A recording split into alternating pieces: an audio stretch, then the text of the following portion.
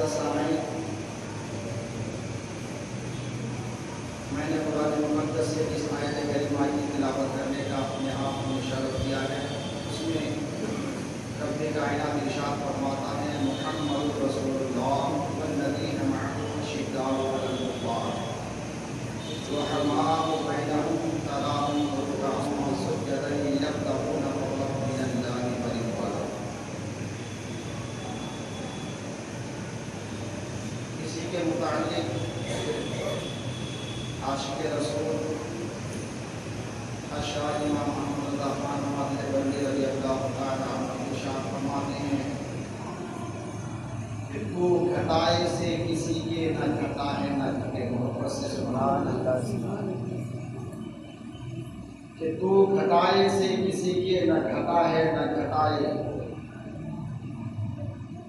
تو گھٹائے سے کسی کے نہ گھٹا ہے نہ گھٹے، جب بڑھائے تجھے اللہ تعالیٰ تیرا۔ اور مٹ گئے مٹتے ہیں مٹ جائیں گے آدھا تیرے، نہ مٹا ہے نہ مٹے گا کبھی چرچا تیرا۔ اور وجہ اس کی یہی ہے کہ یا رسول اللہ ورفعنا لک ذکرک کا ہے سایہ تجھ پر، ذکر اونچا ہے قول ہے بالا تیرا۔ اللہ تبارک و تعالیٰ نے اس آیت کریمہ میں ان نفوس قدسیہ کا ذکر فرمایا ہے جنہوں نے اپنی جان، اپنا مال، اپنی عزت و آبرو سب کے سب اسلام کے لیے وقف کر دیا۔ جن کا اٹھنا بیٹھنا سونا جاگنا کھانا پینا سب اسلام تھا، جنہوں نے اپنی بے مثال قربانیوں سے جنت خرید لی ہے۔ سبحان اللہ۔ جنہوں نے شجر اسلام کی آبیاری پانی سے نہیں بلکہ اپنے جسم کے خون سے کیا ہے، جن پر اسلام ناز کرتا ہے قیامت تک اور قرآن ہمیشہ فخر کرتا ہے۔ اس کی ابتدا رب تعالیٰ اپنے مقدس کتاب میں اس آیت سے فرما رہا ہے کہ محمد رسول اللہ، کہ محمد صلی اللہ علیہ وسلم اللہ کے رسول ہیں۔ اور جیسا کہ میں نے اس آیت کریمہ کی تفسیر ابن عباس رضی اللہ تعالیٰ عنہ کی مطابق بیان فرمایا تھا کہ اس آیت کریمہ کا مظہر عطم یہ پیغمبر اعظم صلی اللہ تعالیٰ علیہ وسلم کے ذات گرامی، والذین معہ اس کا ذات، اس آیت کریمہ کا مظہر صدیق اکبر رضی اللہ تعالیٰ عنہ، اور اشداء علی الکفار کا ذات مظہر یہ فاروق اعظم رضی اللہ تعالیٰ عنہ کے ذات گرامی ہے۔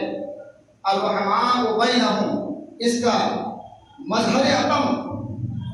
یہ حضرت عثمان غنی رضی اللہ تعالیٰ عنہ کے ذات گرامی ہے۔ تراہم رکعا سجدا یبتغون فضلا من اللہ ورضوانا، اور اس کا ذات اس آیت کریمہ کا مظہر عطم مولا کائنات علی مرتضی رضی اللہ تعالیٰ عنہ کے ذات گرامی ہے۔ تو آئیے ہم پہلے تفسیر کریں کہ محمد رسول اللہ، محمد صلی اللہ علیہ وسلم اللہ کے رسول ہیں۔ لفظ محمد صلی اللہ علیہ وسلم عربی میں اس کا ترجمہ کہا جاتا ہے کہ الذی یحمد حمدا بعد حمد، وہ ذات جس کی ہمیشہ ہمیشہ حمد بیان ہوتا ہے۔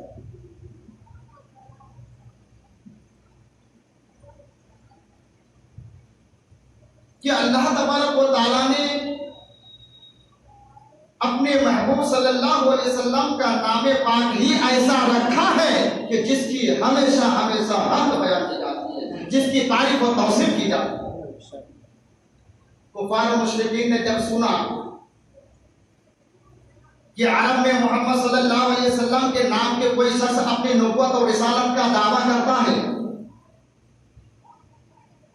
تو کفار و مشرکین نے سوچا کہ ہم انہیں محمد کہہ کر کے نہیں پکاریں گے بلکہ محمد کی جگہ مزمم کہہ کر کے کہا کریں گے۔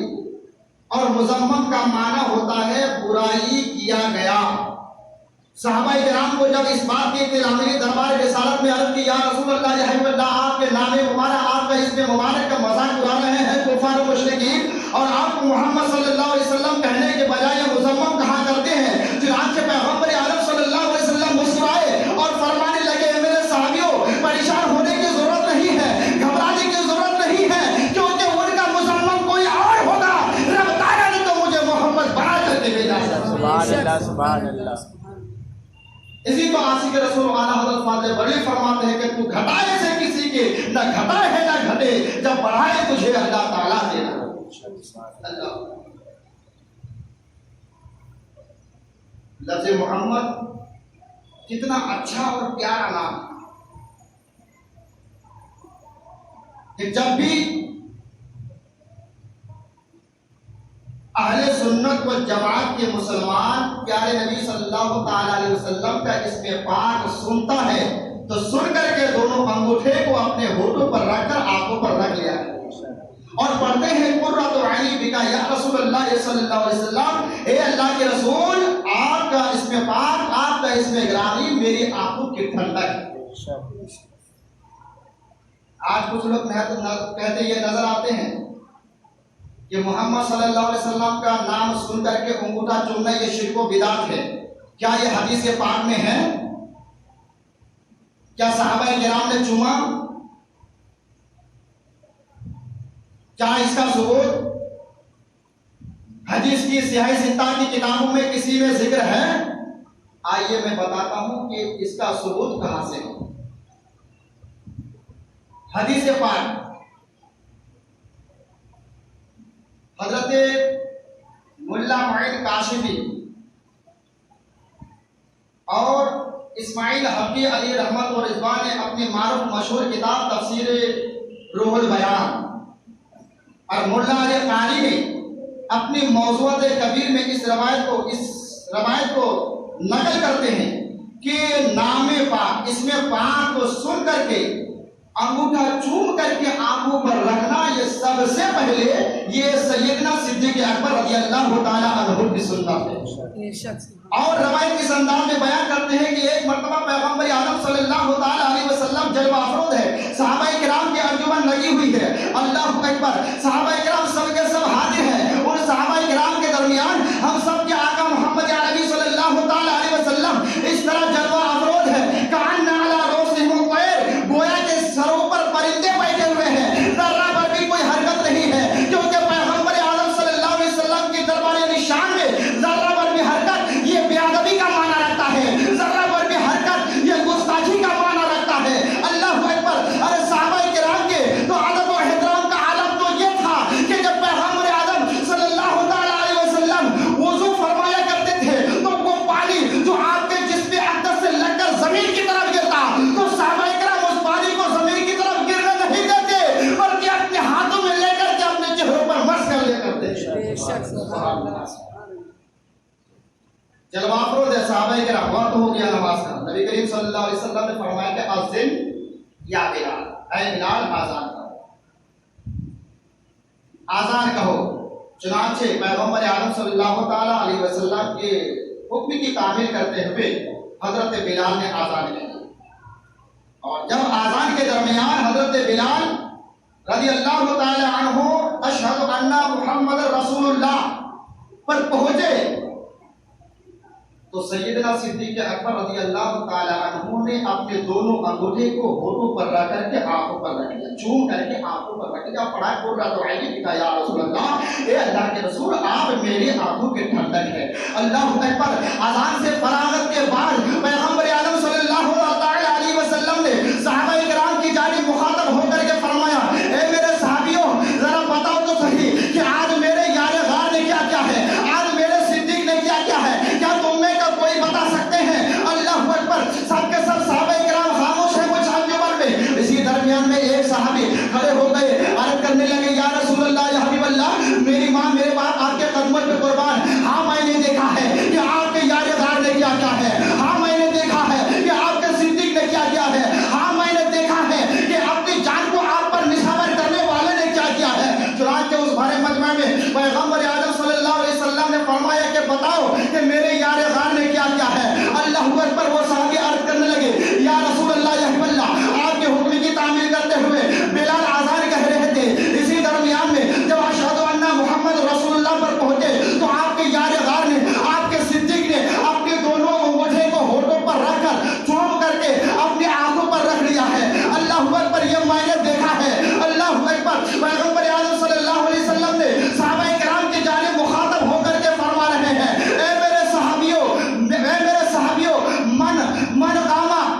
من فعل مثل ما خلیلی،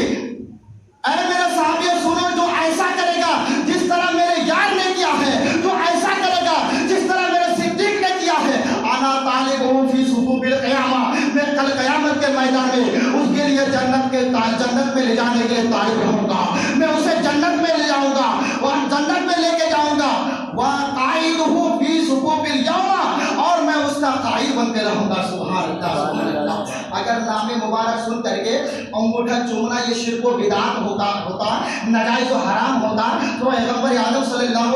علیہ وسلم اسی وقت روک دیتے، صحابہ کرام کو منع فرما دیتے کہ نام پاک سن کر کے انگوٹھا چومنا یہ جائز نہیں ہے، یہ حرام ہے، یہ ناجائز ہے، مگر پیغمبر اعظم صلی اللہ علیہ وسلم خود فرما رہے ہیں، صحابہ کرام کو حکم فرما رہے ہیں، اے میرے صحابیوں، میرے نام مبارک سن کر کے انگوٹھا چومنا یہ شرک و بدعت نہیں ہے، بلکہ یہ سیدنا صدیق اکبر کی سنت ہے۔ اور آگے نبی فرماتے ہیں، اور جس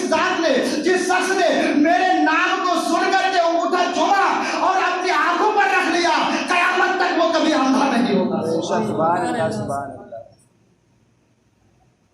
نام مبارک سن کر کے انگوٹھے چومنے کا ثبوت یہ حدیث پاک میں موجود ہے، اور یہ سیدنا صدیق اکبر رضی اللہ تعالی عنہ کی سنت ہے۔ ورنہ عیسائیوں کے پاس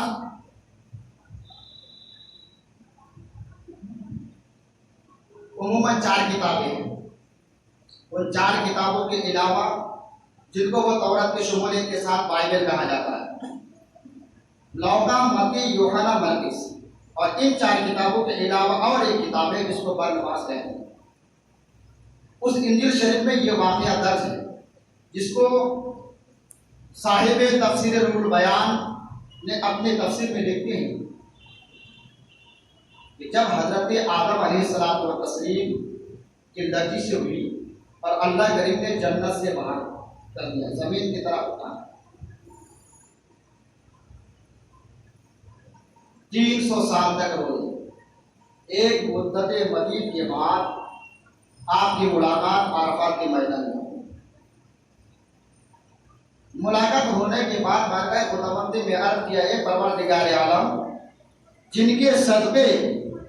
جن کے وسیلے سے تو نے میری توبہ کو قبول فرمائی ہے، میں ان کی زیارت سے مشرف ہونا چاہتا ہوں۔ سبحان اللہ۔ رب تعالیٰ نے فرمایا کہ اے آدم، تمہیں کیسے پتا، تمہیں کیسے معلوم کہ میں نے ان کے وسیلے سے تمہاری توبہ کو قبول فرمایا ہے؟ حضرت آدم علیہ السلام نے عرض کیا، اے میرے اللہ، جس وقت میرے جسم میں روح ڈالی گئی تو میں نے جب آنکھ کھولی تو عرش اعظم کا ملاحظہ فرمایا، اور عرش اعظم پر میں نے دیکھا، عرش اعظم کے ستونوں پر میں نے لکھا ہوا دیکھا، لا الہ الا اللہ محمد رسول اللہ۔ لا الہ الا اللہ کا مطلب تو سمجھ میں آ گیا، لیکن محمد رسول اللہ میں سمجھ گیا کہ جس نام، جو نام تیرے نام کے ساتھ ملا ہوا ہو، تمام مخلوق سے افضل وہ محبوب ہوگا۔ سبحان اللہ۔ اس لیے میں نے اس نام مبارک کے وسیلے سے دعا کی، اور وہ نتیجہ یہ ہوا کہ آج میری دعا تو قبول ہوئی ہے۔ اے میرے اللہ، میں اس کی زیارت سے مشرف ہونا چاہتا ہوں۔ چنانچہ اللہ تبارک و تعالیٰ نے فرمایا کہ اے آدم، میں تمہارے ناخنوں پر اس نور کو ظاہر کر رہا ہوں۔ حضرت آدم علیہ الصلوۃ والتسلیم نے جیسا ہی نگاہ ڈالی تو سید عالم صلی اللہ تعالی علیہ وسلم کے نور نے ظہور فرمایا، اور فرد محبت سے حضرت آدم علیہ الصلوۃ والتسلیم نے اپنے دونوں انگوٹھے کو اپنے دونوں ہونٹوں پر رکھ کر بوسا دیا، چوما اور آنکھوں پر رکھ لی، اور رکھنے کے بعد فرمانے لگے کہ اے نور، ظاہر میں تو تم میرے بیٹے ہو، مگر حقیقت میں تم میرے باپ ہو، حقیقت میں تم میرے باپ ہو۔ تو پتا چلا کہ تعظیم مصطفیٰ کے لیے، تعظیم نبی کے لیے نام مبارک کو سن کر کے انگوٹھا چومنا یہ ہم سب کے باپ ابو البشر حضرت آدم علیہ السلام کی بھی سنت ہے۔ آج تو کچھ لوگ یہ کہتے ہوئے نظر آتے ہیں کہ شرک و بدعت ہے، اور جواب دیتے ہیں، ہم اگر حوالہ پیش کرتے ہیں صدیق اکبر کی سنت حضرت آدم علیہ السلام کی سنت ہے؟ تو کہتے ہیں کہ ہاں حضرت آدم علیہ السلام و تسلیم نے چوما تھا، اور اسی لیے چوما کہ نور محمدی کا ظہور ان کے ناخن پر ہوا تھا، تو دیکھ کے چوما۔ لیکن ہم کیوں چومیں؟ ہمارے ناخنوں میں تو ظہور محمد صلی اللہ علیہ وسلم کا نور نہیں ہے، ہم کیوں چومیں؟ تو ہم اہل سنت والجماعت کی طرف سے اس کا جواب یہ دیا جاتا ہے کہ ہر چیز کے لیے اس کا وجود ہونا یہ شرط نہیں ہے کہ وہ چیز ہو تبھی ہم اس پر عمل کریں، یہ ضروری نہیں۔ اگر یہ ضروری ہے تو ملک ہندوستان کے متعدد جگہوں سے لوگ خانہ کعبہ کی زیارت کے لیے جاتے ہیں، طواف کے لیے جاتے ہیں، اور صفا مروہ کے درمیان چسائی کرتے ہیں، صفا مروہ کے درمیان دوڑ لگاتے ہیں۔ حضرت حاجرہ رضی اللہ تعالی عنہا نے تو وہاں پانی کی تلاش کے لیے اپنے لخت جگر حضرت اسماعیل علیہ السلام و تسلیم کے لیے دوڑی تھی، مگر آج تو وہ پانی کی بہتات لگی ہوئی ہے، آج وہ پانی کی کمی نہیں ہے، مگر آج تم کیوں وہاں صفا مروہ کی صحیح کرتے ہو؟ حضرت آدم علیہ السلام و تسلیم جو ملاقات کی خواہش تھی، عرفات کے میدان میں ملاقات حضرت حوا سے ہوئی ہے، تو وہاں یہ ملاقات ہوئی ایک مدت مدید کے ساتھ، وہ خوشی اللہ تبارک و تعالیٰ کو پسند آ گئی، لیکن آج تم کسی ملاقات کے لیے وہاں ٹھہر رہے ہو۔ فاروق اعظم رضی اللہ تعالیٰ عنہ نے مقام ابراہیم کے پاس جا کر کے 2 رکعت نماز پڑھنے کا خیال ظاہر فرمایا، نبی کی بارگاہ میں اپنے خیال و ارادہ کو پیش کیا، لیکن آج تم کون سا خیال و ارادہ پیش کرتے ہو؟ تو اس سے پتہ یہ چلا، معلوم یہ ہوا کہ شاہی کا وجود ہونا یہ ضرور نہیں ہے، بلکہ اس کا مطلب یہ ہوا کہ جب تک کہ آپ مقام ابراہیم کے پاس نماز ادا نہیں کریں گے، عرفات کے میدان میں نہیں کریں گے، اور کیا کہتے ہیں مینا کے پاس جا کر کے کنکریاں نہیں ماریں گے، صفا مروہ کی صحیح نہیں کریں گے، آپ کا حج کامل ہو ہی نہیں سکتا۔ مطلب اس کا یہی ہے۔ آپ کہتے ہیں کہ ہم کیوں چومیں؟ محمد صلی اللہ علیہ وسلم کا نور تو ہمارے ناخنوں میں ظاہر نہیں ہوتا، لیکن کم سے کم اتنا تو خیال ہو کہ ظاہر ہو یا نہ ہو، ارے کم سے کم تو صدیق اکبر کی سنت ادا ہو جائے گی، حضرت آدم علیہ السلام کی سنت تو ادا ہو جائے گی۔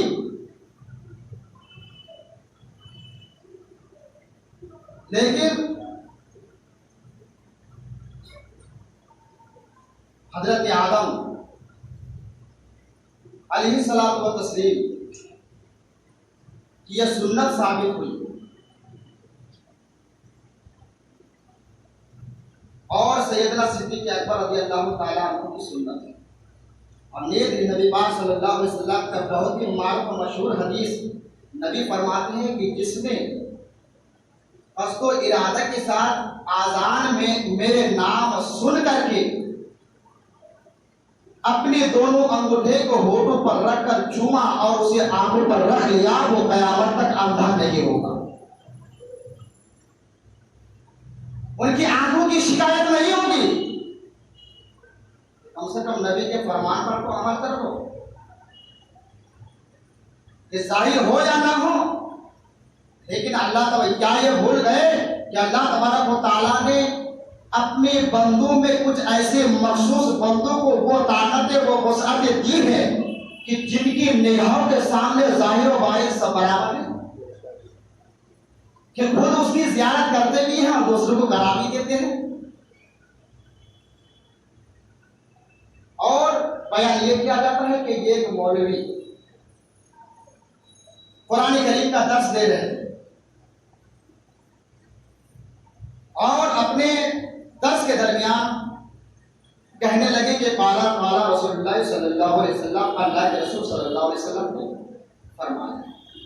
اور اسی مجلس میں ایک فقیر پھٹے پرانے لباس میں پہن کر بیٹھے، اس فقیر نے کہا کہ مولوی صاحب آپ غلط کہہ رہے ہیں کہ ہمارے نبی صلی اللہ علیہ وسلم نے ایسا نہیں فرمایا۔ چنانچہ پھر دوبارہ اس مولوی نے کہا کہ قال رسول اللہ صلی اللہ علیہ وسلم، سرکار نے ایسا ہی فرمایا۔ پھر اس فقیر نے کہا کہ مولوی صاحب آپ غلط کہہ رہے ہیں کہ ہمارے نبی نے ایسا نہیں فرمایا. پھر تیسری مرتبہ وہ مولوی غصے میں آ کر کہا کہ رسول کائنات صلی اللہ علیہ وسلم نے ایسا ہی فرمایا ہے. چنانچہ اس فقیر نے کہا غصے میں آ کر کہ میرے نبی نے ایسا نہیں فرمایا ہے. چنانچہ اپنے موقع پر اصرار کرتے رہے اور وہ فقیر غصے میں کھڑا ہوا اور کھڑے ہونے کے بعد کہا کہ یا مولویو انظر ان رسول اللہ صلی اللہ علیہ وسلم قائم علی راسی. اے مولوی اپنے سر پر دیکھ کے نبی کریم صلی اللہ علیہ وسلم کھڑے ہو کر کے فرما رہے ہیں کہ یہ میری حدیث نہیں ہے, یہ میرا فرمان نہیں ہے, یہ میرا قول نہیں ہے. چنانچہ اس مولوی نے جیسا ہی اپنے سر کی طرف نگاہ ڈالی, دیکھا پیغمبر اعظم صلی اللہ علیہ وسلم جلوہ افروز ہے اور فرما رہے ہیں کہ یہ میری حدیث نہیں ہے, یہ میرا فرمان نہیں ہے, یہ میری کہاوت نہیں ہے. چنانچہ اس کو پیغمبر اعظم صلی اللہ علیہ وسلم کی زیارت نصیب ہو گئی. تو یہ تو ان لوگوں کا حال ہے جن کو اللہ تبارک و تعالیٰ نے, جن کی نگاہوں میں وہ طاقت ہے, وہ وسعت دی ہے کہ خود نور محمد کے ساتھ کیا کرتے ہیں, زیارت کرتے بھی ہیں اور دوسروں کو دعا بھی دیتے ہیں. اللہ کہتے ہیں کہ نہیں ہم حدیث کو نہیں مانتے. ہمارا عقیدہ تو یہ ہے کہ جب کوئی حدیث کو مانتے ہی نہیں تو اس کا علاج ہمارے پاس ہے نہیں. ہم تو صرف اتنا جانتے ہیں جو مولانا معین کاشفی علیہ رحمت و رضوان نے اپنی کتاب معارج النبوت میں نقل کیا ہے کہ بل اذا ثبت رفعه الى الصدیق فیکفی للعمل. جب اس کا مرفوع ہونا صدیق اکبر تک پہنچ گئی تو ہمارے لیے عمل یہی کافی ہے.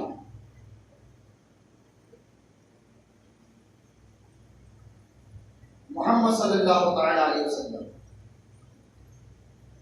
علماء کرام فرماتے ہیں کہ ہم سب کے آقا صلی اللہ تعالی علیہ وسلم کے آسماں کی تعداد بے شمار ہے, اور بعض علماء کرام نے یہاں تک فرمایا 99 شمار کیا. مگر تفسیر روح البیان میں مولانا معین کاشفی نے اپنے کتاب میں نقل فرماتے ہیں کہ ہمارے آقا صلی اللہ تعالی علیہ وسلم کی آسماء کی تعداد 1000 ہے, اور آپ کا ذاتی نام 2 ہے, ایک احمد صلی اللہ علیہ وسلم اور ایک محمد صلی اللہ علیہ وسلم. آسمانوں میں احمد صلی اللہ علیہ وسلم اور زمینوں میں محمد صلی اللہ علیہ وسلم. اور بقیہ آپ کے تمام آسماں یہ صفت. اور احمد نام رکھنے کی وجہ کہ احمد کا معنی سب سے زیادہ حمد و خوبی بیان کرنے والا صاحب, اور اس لیے رب تعالیٰ نے آسمانوں میں احمد رکھا تاکہ فرشتوں کو پتہ چل جائے کہ وہ ذات جو سب سے زیادہ اپنے رب کی حمد و خوبی بیان کرتا ہے وہ احمد صلی اللہ علیہ وسلم.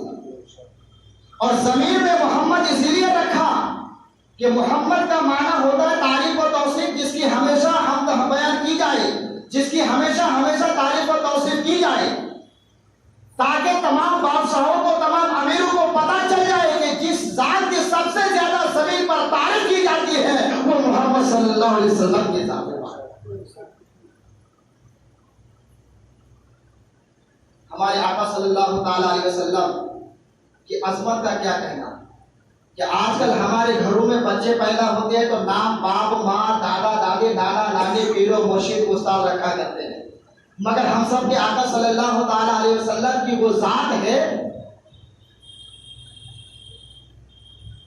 کہ ہمارے نبی کا نام خود رب کائنات نے رکھا, خود رب کائنات نے رکھا. سیدہ آمنہ فرماتی ہے کہ جب ولادت کا وقت قریب آیا تو عالم رویا میں, عالم خواب میں مجھے بشارت دی گئی کہ اے آمنہ, تمام نبیوں کے سرداروں کے ماں, جب تمہارے بدن سے جو بچہ پیدا ہوگا اس کا نام زمین میں محمد رکھنا. سبحان اللہ, یہ بشارت دی گئی. اور لفظ محمد صلی اللہ علیہ وسلم کی وہ خوبی ہے, نبی فرماتے ہیں کہ جس نے میرے نام کے ساتھ میرے غلام نے اپنا نام رکھا تو کل قیامت کے میدان میں وہ جنت میں جائے گا. اللہ تبارک و تعالیٰ کبھی اسے عذاب نہیں دے گا. نیز نبی یہ بھی فرماتے ہیں کہ اگر کسی شخص کو یہ ارادہ ہو، یہ خواہش ہو کہ میرا لڑکا پیدا ہو، تو بچہ پیدا ہونے سے پہلے اپنے دل میں مصمم ارادہ کر لے کہ اپنے اس بچے کا نام محمد رکھوں گا۔ ملا معین کاشفی رحمۃ اللہ علیہ فرماتے ہیں کہ یقیناً وہ لڑکا پیدا ہو، اور جس کا بچہ زندہ نہیں رہتا، چند مہینوں میں انتقال کر جاتا ہے، تو مولانا معین کاشفی رحمۃ اللہ علیہ فرماتے ہیں کہ وہ اپنے دل میں مصمم ارادہ کر لے کہ میں اپنے اس بچے کا نام محمد رکھوں گا۔ آپ فرماتے ہیں کہ اس کا بچہ زندہ رہے گا۔ اور نام پاک کی تو وہ برکت ہے کہ جتنا بڑا وہ مومن گنہگار کیوں نہ ہو، بدکار کیوں نہ ہو، کہ اگر اس کا نام محمد رکھ دیا جائے، اگر محمد ہے تو لفظ محمد کی برکت سے اسے جنت کا پروانہ عطا کر دیا جائے۔ تفسیر روح البیان میں ایک حدیث پاک نقل کرتے ہیں کہ بنی اسرائیل میں ایک شخص تھا، بڑا پاپی گنہگار تھا، 200 سال تک وہ اللہ کی نافرمانی کرتا رہا، لیکن جب اس کی موت ہوئی تو گاؤں والوں نے اسے اٹھا کر کے گندے نالے میں گرا دیا، پھینک دیا۔ وہی نازل ہوئی اللہ کے کلیم حضرت موسیٰ علیہ الصلوۃ والتسلیم پر، اے میرے کلیم فلاں گاؤں میں جاؤ، وہاں ایک میرا محبوب بندہ ہے، اس لاش کو اٹھا کر کے اسے نہلاؤ اور کفن دفنا کر کے، کیا کہتے ہیں، دفنانے کے بعد اس پر نماز جنازہ پڑھ کر کے دفناؤ۔ چنانچہ بارگاہ خداوندی میں حضرت موسیٰ علیہ الصلوۃ والتسلیم نے عرض کہ اے میرے اللہ، بنی اسرائیل کا کہنا ہے کہ یہ شخص بڑا گنہگار ہے، پاپی ہے، بڑا بدکار ہے، اے میرے اللہ 200 سال تک تیری نافرمانی کیا ہے۔ رب تعالیٰ نے فرمایا کہ انی عالم ما لا تعلم، اے میرے قریب جو میں جانتا ہوں وہ تم نہیں جانتے۔ یہ بات صحیح ہے کہ 200 سال تک مسلسل میری نافرمانی کرتا آیا ہے، لیکن میرے اس بندے کی ایک خوبی یہ تھی کہ جب وہ تورات شریف پڑھتا تھا اور پڑھنے کے درمیان میرے قریب میرے محبوب صلی اللہ تعالی علیہ وسلم کا اس پہ پاک آ جاتا تو اسے انگوٹھا اپنے ہونٹوں پر رکھ کر کے چوم لیتا اور آنکھوں پر رکھ لیا کرتا تھا، اور ساتھ ہی ساتھ ہم میرے کریم آقا صلی اللہ تعالی علیہ وسلم پر درود پاک کا ہدیہ نشاور کرتا ہے۔ اے میرے کریم، مجھے اس بندی کی یہ ادا اتنی پسند آ گئی، اتنی پسند آ گئی کہ میں اس نام کی برکت سے اس کے سارے گناہوں کو معاف فرما کر کے جنت کا پروانہ عطا اللہ۔ بس اللہ تبارک و تعالیٰ کی بارگاہ میں یہی عریضہ ہے کہ ہم سارے مسلمانوں کو نبی پاک صلی اللہ تعالی علیہ وسلم کے نام پاک کا ادب و احترام کرنے کی توفیق عطا فرمائے۔ ہم سب کو تمام زمینی آسمانی بلاؤں سے محفوظ عطا فرمائے۔ ہم سارے مسلمانوں کو صحابہ کرام اولیاء کرام کے نقش قدم پر چلنے کی توفیق عطا فرمائے۔ ہم سب کو اپنے نبی صلی اللہ تعالی علیہ وسلم کے صدقہ توفیق نماز پنج گنا و جماعت ادا کرنے کی توفیق عطا فرمائے۔ جھوٹ سے بچائے، نفرت سے بچائے۔ اللہ تھینک یو تو بول کے آپ مدد کھڑے ہو۔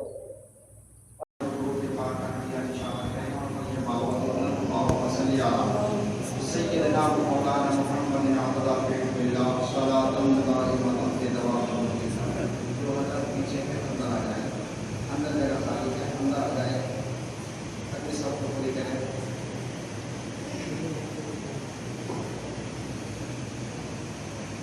معزز سامعین، میں نے قرآن مقدس سے اس آیت کریمہ کی تلاوت کرنے کا اپنے آپ کو مشرف کیا ہے۔ اس میں رب کائنات ارشاد فرماتا ہے، محمد رسول اللہ والذین معہ اشداء علی الکفار رحماء بینہم تراہم رکعا سجدا یبتغون فضلا من اللہ ورضوانا۔ اسی کے متعلق عاشق رسول اشعار امام محمد الرحمن نواز بندی رضی اللہ تعالیٰ عنہ ارشاد فرماتے ہیں کہ تو گھٹائے سے کسی کے نہ گھٹا ہے نہ گھٹے، محبت سے سبحان اللہ، کہ تو گھٹائے سے کسی کے نہ گھٹا ہے نہ گھٹائے، تو گھٹائے سے کسی کے نہ گھٹا ہے نہ گھٹے، جب بڑھائے تجھے اللہ تعالیٰ تیرا، اور مٹ گئے مٹتے ہیں مٹ جائیں گے آدھا تیرے، نہ مٹا ہے نہ مٹے گا کبھی چرچا تیرا۔ اور وجہ اس کی یہی ہے کہ یا رسول اللہ ورفعنا لک ذکرک کا ہے سایہ تجھ پر، ذکر اونچا ہے قول ہے والا ہے۔ اللہ تبارک و تعالیٰ نے اس آیت کریمہ میں ان نفوس قدسیہ کا ذکر فرمایا ہے جنہوں نے اپنی جان، اپنا مال، اپنی عزت و آبرو سب کے سب اسلام کے لیے وقف کر دیا۔ سبحان اللہ، جن کا اٹھنا بیٹھنا سونا جاگنا کھانا پینا سب اسلام تھا، جنہوں نے اپنی بے مثال قربانیوں سے جنت خرید لی ہے۔ سبحان اللہ، جنہوں نے شجر اسلام کی آبیاری پانی سے نہیں بلکہ اپنے جسم کے خون سے کیا ہے، جن پر اسلام ناز کرتا ہے قیامت تک اور قرآن ہمیشہ فخر کرتا ہے۔ اس کی ابتدا رب تعالیٰ اپنے مقدس کتاب میں اس آیت سے فرما رہا ہے کہ محمد رسول اللہ، کہ محمد صلی اللہ علیہ وسلم اللہ کے رسول ہے۔ اور جیسا کہ میں نے اس آیت کریمہ کی تفسیر ابن عباس رضی اللہ تعالیٰ عنہ کے مطابق بیان فرمایا تھا کہ اس آیت کریمہ کا مظہر عطم یہ پیغمبر اعظم صلی اللہ تعالیٰ علیہ وسلم کے ذات گرامی والذین معه، اس کا ذات اس آیت کریمہ کا مظہر صدیق اکبر رضی اللہ تعالیٰ عنہ اور اشداء علی الکفار کا ذات مظہر یہ فاروق اعظم رضی اللہ تعالیٰ عنہ کے ذات گرامی ہے۔ الرحماء بینہم، اس کا مظہر عطم یہ حضرت عثمان غنی رضی اللہ تعالیٰ عنہ کے ذات گرامی ہے۔ تراہم رکعا سجدا یبتغون فضلا من اللہ ورضوانا، اور اس کا ذات اس آیت کریمہ کا مظہر عطم مولا کائنات علی مرتضی رضی اللہ تعالیٰ عنہ کے ذات گرامی ہے۔ تو آئیے ہم پہلے تفسیر کریں کہ محمد رسول اللہ، محمد صلی اللہ علیہ وسلم اللہ کے رسول ہیں۔ لفظ محمد صلی اللہ علیہ وسلم عربی میں اس کا ترجمہ کہا جاتا ہے کہ الذی یحمد حمدا بعد حمد، وہ ذات جس کی ہمیشہ ہمیشہ حمد بیان ہوتا ہے۔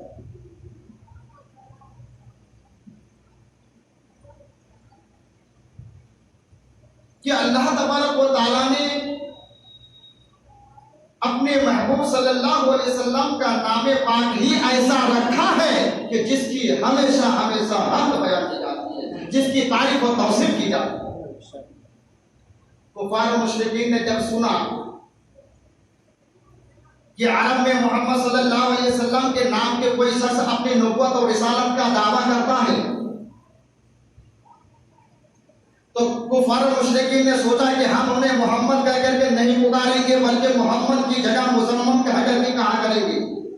اور مزمم کا معنی ہوتا ہے برائی کیا گیا۔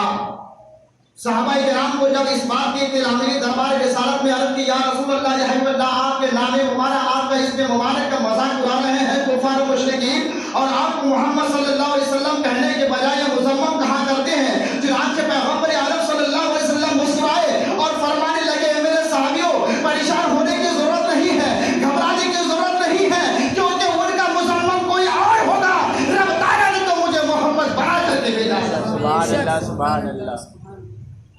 اسی کو عاشق رسول اعلیٰ حضرت فاضل بڑی فرماتے ہیں کہ تو گھٹائے سے کسی کے نہ گھٹا ہے نہ گھٹے، جب بڑھائے تجھے اللہ تعالیٰ دینا۔ اللہ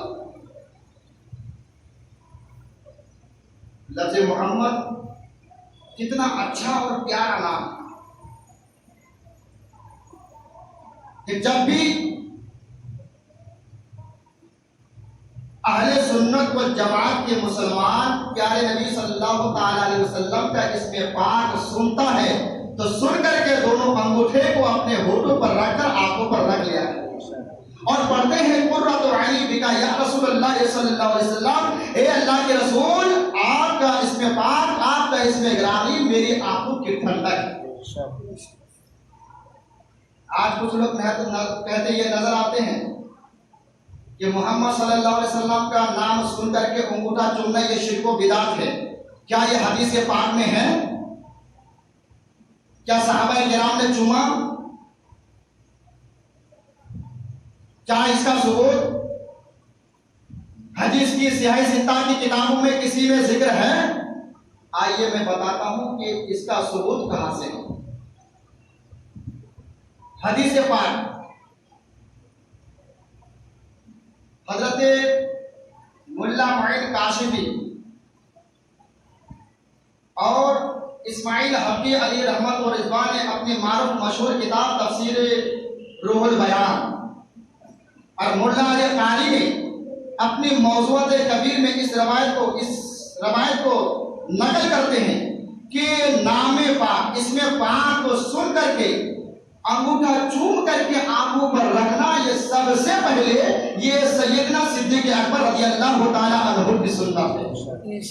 اور روایت اس انداز میں بیان کرتے ہیں کہ ایک مرتبہ پیغمبر اعظم صلی اللہ تعالی علیہ وسلم جلوہ افروز ہے، صحابہ کرام کی انجمن لگی ہوئی ہے، اللہ اکبر، صحابہ کرام سب کے سب حاضر ہیں، اور صحابہ کرام کے درمیان ہم سب کے آقا محمد عربی صلی اللہ تعالی علیہ وسلم اس طرح جلوہ افروز ہے، کأن علی رؤوسہم الطیر، گویا کے سروں پر پرندے بیٹھے ہوئے ہیں، ذرہ پر بھی کوئی حرکت نہیں ہے، کیونکہ پیغمبر اعظم صلی اللہ علیہ وسلم کی دربار نشان میں ذرہ پر بھی حرکت یہ بے ادبی کا معنی رکھتا ہے، ذرہ پر بھی حرکت یہ گستاخی کا معنی رکھتا ہے۔ اللہ اکبر، ارے صحابہ کرام کے تو ادب و احترام کا عالم تو یہ تھا کہ جب پیغمبر اعظم صلی اللہ تعالی علیہ وسلم وضو فرمایا کرتے تھے تو وہ پانی جو آپ کے جسم اقدس سے لگ کر زمین کی طرف گرتا تو صحابہ کرام اس پانی کو زمین کی طرف گرنے نہیں دیتے بلکہ اپنے ہاتھوں میں لے کر کے اپنے چہروں پر مسح کر لیا کرتے تھے۔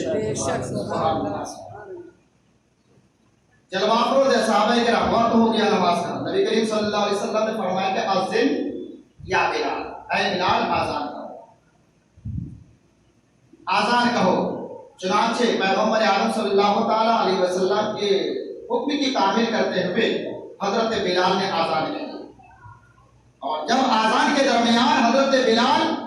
رضی اللہ تعالی عنہ اشہد ان محمد رسول اللہ پر پہنچے